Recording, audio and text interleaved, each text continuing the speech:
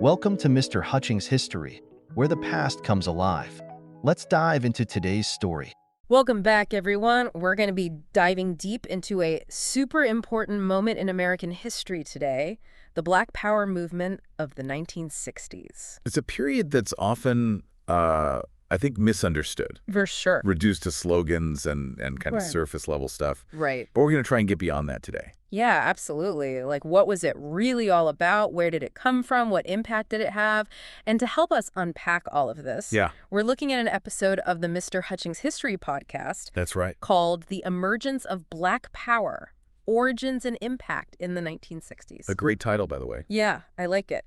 So one of the things that struck me is that this wasn't just like a random explosion of, anger or frustration. Right. It had roots, right? Like it emerged from very specific conditions and struggles. Totally. You can't understand Black Power without understanding the context of the civil rights movement. Okay, so let's talk about that context. So we're in the mid-1960s, Okay. and the civil rights movement is gaining some real momentum. You have the Civil Rights Act of 1964, Right. the Voting Rights Act of 1965, Huge victories. huge victories. Yeah. But for some activists, it wasn't enough. And the pace of change felt really, really slow. Yeah, I can see that. Like progress is being made, but it's slow. Very slow. And it's not reaching everyone. Exactly. Okay, so we have this backdrop of progress, but also simmering impatience. Absolutely. And I know we can't talk about Black Power without talking about Malcolm X. Right. And his message was powerful, and it was definitely different from Dr. King's. 100%. Malcolm X's impact on the Black Power movement was huge. Yeah. While Dr. King was preaching nonviolence and integration, Malcolm X was challenging the whole idea of seeking acceptance from a system that was built on racial hierarchy. Right, like why try to integrate into a system that's fundamentally flawed? Exactly.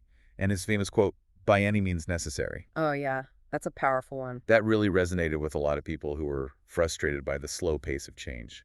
It speaks to a sense of urgency, right? Like we can't wait any longer. Exactly. They're not. And you couple that with the conditions in many urban ghettos at the time. Which were? Dire. I mean, the podcast talks about places like Harlem and Watts. Okay. Inadequate housing, failing schools, police brutality. These were everyday realities for many Black Americans. So in that context, integration must have felt like kind of a distant dream. Almost. Yeah. It was hard to think about integrating into a society that was actively oppressing you. Right, like survival was the more immediate concern. Absolutely. And then you have the events of the Freedom Summer in 1964. Which was. So this was a massive voter registration drive in Mississippi, Okay. and it was met with incredible violence. Yeah, I remember learning about the murders of James Chaney, Andrew Goodman, and Michael Schwerner. Exactly. These were young civil rights workers Yeah. who were brutally killed by white supremacists. It's horrifying. It was a turning point for many activists. Oh, how so? It made them question the effectiveness of nonviolence. Okay, I can see that. Like, if peaceful protests are met with this level of violence, Yeah. then maybe a different approach is needed. Right. So you have all these factors converging. The frustration with the slow pace of change, Yeah. the dire conditions in the ghettos, Yeah. the violence in the South. It's like a perfect storm brewing. And then in 1966, during the Meredith March Against Fear, activist Stokely Carmichael utters the phrase Black Power for the first time. It was electrifying. So it really captured the changing tide, this shift away from seeking acceptance to demanding power and control. Exactly. Okay, but Black Power it's more than just a slogan, right? It's a whole set of beliefs and goals. Oh, absolutely. Let's break it down a bit. Okay, I'm ready. So at its core, Black Power was about challenging white supremacy. Okay. It was about self-determination, empowerment, and achieving liberation on their own terms.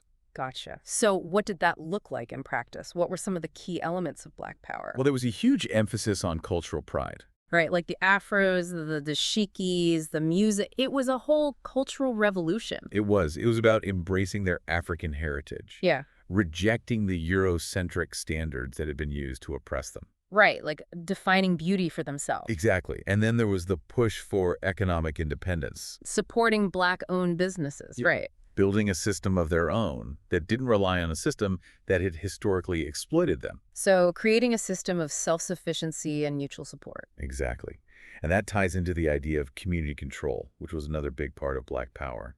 Okay, so what did that mean? What did community control look like? Think about institutions that directly impacted their lives.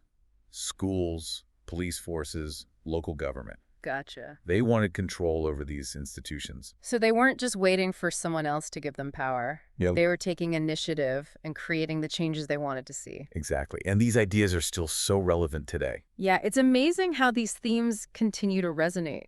Okay, so we've got a good sense of the origins of Black Power, some of the key ideologies. But it wasn't without its controversies, was it? Not at all. It's a topic that's still debated among historians today. Okay, so let's dive into some of those different perspectives. Let's do it. Because I'm curious to know how people reacted to this movement and how it's been interpreted over time. Me too. And I think that's where we'll pick up next time. Sounds good.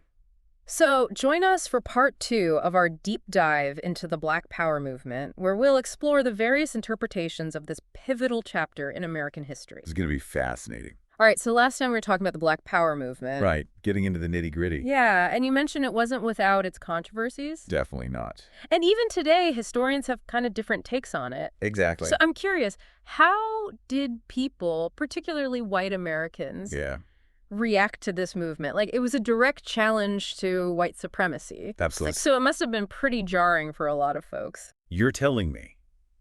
It was a total shakeup, and the reactions were all over the place, to say the least. Okay, well, paint us a picture. All right, so for some white Americans, Black Power was actually a wake-up call.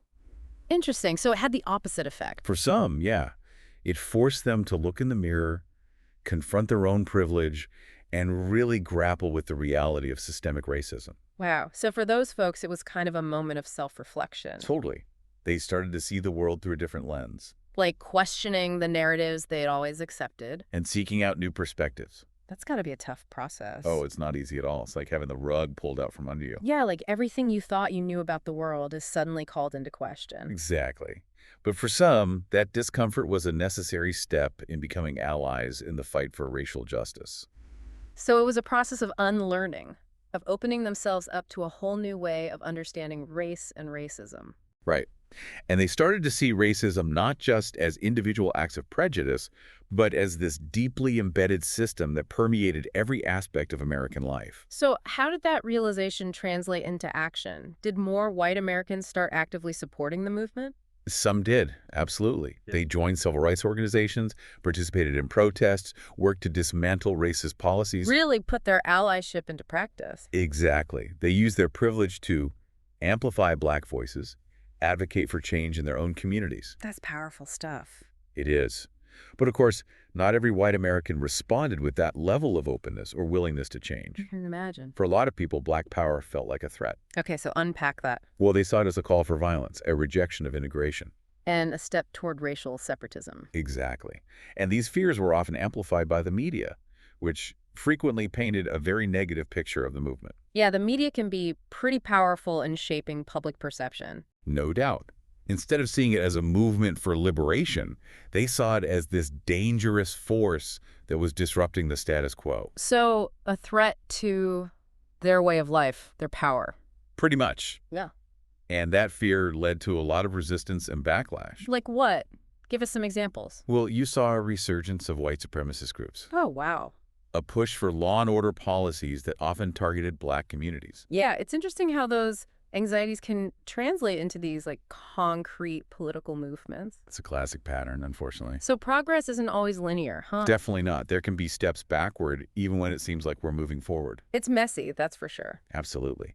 But even amidst that backlash, there were white Americans who, while maybe not embracing the full vision of Black power, were still forced to confront the reality of racial inequality. So even if they didn't agree with everything, right, it sparked a conversation. Exactly. And those conversations, as uncomfortable as they might have been, were crucial for laying the groundwork for future progress. It's about planting those seeds of awareness, even if they don't sprout right away. I like that analogy. Yeah. And, you know, even if not everyone fully embraced the movement's vision, its impact on white consciousness was undeniable. It forced a reckoning with race and racism that couldn't be ignored. So it really did shift the landscape, even if it wasn't always in the ways that activists might have hoped for. For sure. It exposed those deep fault lines in American society and brought them to the surface. Okay, so we've seen the diverse reactions, the challenges, the complexities. It's a fascinating story. But now I want to talk about legacy. Okay. Like, how do we see Black Power playing out today in the 21st century? What impact did it have on the movements that followed? That's the question, isn't it? How does this history connect to the present? And I think it's safe to say that Black Power wasn't just a moment in time. It was a catalyst for lasting change. So even though it was decades ago, its influence is still felt. Absolutely. The emphasis on Black pride, self-determination that paved the way for so many cultural and political movements. Like what? Give us some examples. Think about the Black arts movement, the rise of hip-hop culture, the push for Black representation in media, in politics. All of that has roots in Black Power. It does. It was about creating a new narrative, a new sense of possibility. And challenging systemic racism. Of course. And demanding justice. Which brings us to the Black Lives Matter movement. Right. That feels like a very direct connection. It is. Black Power provided a blueprint for resistance, for challenging the status quo, for demanding justice. And those lessons are just as relevant today as they were back then. 100%. It's a reminder that the fight for racial justice is ongoing. It's a marathon, not a sprint. And we have to be persistent, resilient, willing to challenge injustice wherever we see it. Couldn't agree more. We have to keep pushing, keep fighting for a better world. It's definitely a marathon. It is. It is. It's not a sprint. And that fight, right, for racial justice, like you said, it's ongoing. It is. We're still dealing with so many of the same issues today. Yeah, the echoes of the past are still very much present. Absolutely, yeah. And I think that brings us to a really important question for our listeners. You know, Yeah. we've talked about this incredible movement, its origins, its complexities, its impact. Yeah, it's been quite a journey. It has. But how do we connect all of this to our lives today? You know, what are the key takeaways? What can we learn from the Black Power movement that can help us navigate the challenges we face now?